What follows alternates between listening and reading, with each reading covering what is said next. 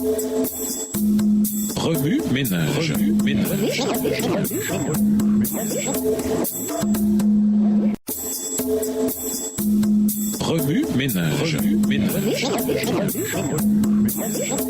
Bienvenue dans votre émission. Remue ménage. Nous voilà à la leçon de jeudi. S'impliquer, aucune allégeance forcée. Parce que Dieu a été méconnu, les ténèbres ont envahi la terre. Pour dissiper ces ombres lugubres, pour ramener le monde à Dieu, il fallait briser le pouvoir trompeur de Satan. L'emploi de la force ne pouvait produire ce résultat, car cet emploi s'oppose au principe du gouvernement divin. Dieu n'accepte qu'un service d'amour. Or, l'amour ne se commande pas. Il ne s'obtient pas par l'usage de la force ou de l'autorité. L'amour seul éveille l'amour. Connaître Dieu, c'est l'aimer. Son caractère se manifeste en opposition avec celui de Satan. Cette œuvre ne pouvait être accomplie que par un seul être, unique dans tout l'univers. Celui-là seul qui connaissait la hauteur et la profondeur de l'amour de Dieu était capable de le révéler. Sur la sombre nuit enveloppant le monde devait se lever le soleil de justice qui porte la santé dans ses rayons. Texte tiré du livre Jésus-Christ au chapitre 1 à la page 13, livre écrit par Ellen G. White. La mission et l'œuvre du Christ offrent un contraste frappant avec l'injustice et l'oppression si universellement pratiquées. Les royaumes terrestres sont établis et maintenus par la force physique, mais cela ne devait pas être le fondement du royaume du Messie.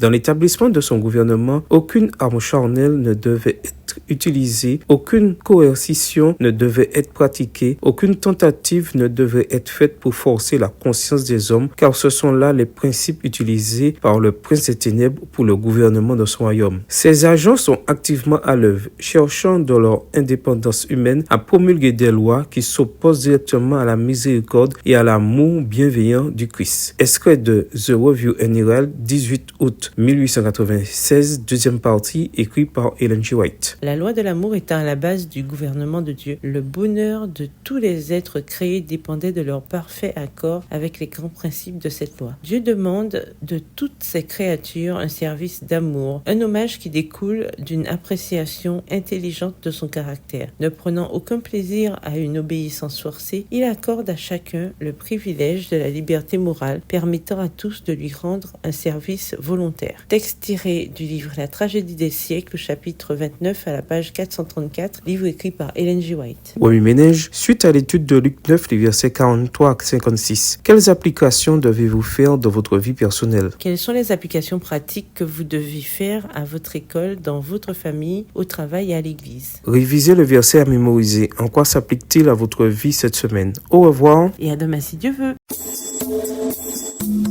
Remue ménage. Remue ménage.